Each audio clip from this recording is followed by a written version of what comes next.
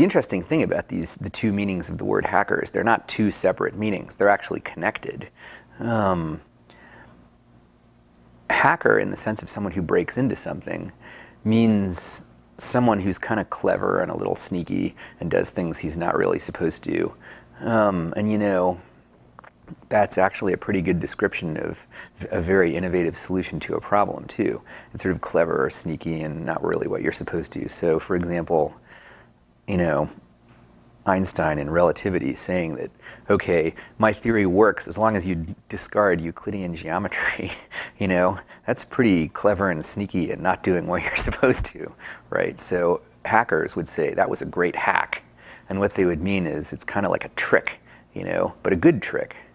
So the difference between hackers who break into things and hackers who, say, break into other companies' business models is really just a question of whether what they're dealing is illegal or not. There are a lot of different words for programmers.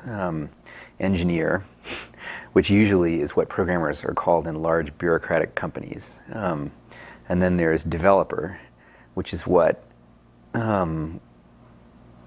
programmers are called in slightly less bureaucratic companies, but still pretty bureaucratic.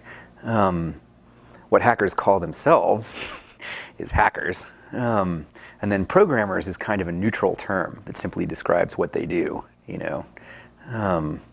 So the only two words I ever use for programmers are hackers, you know.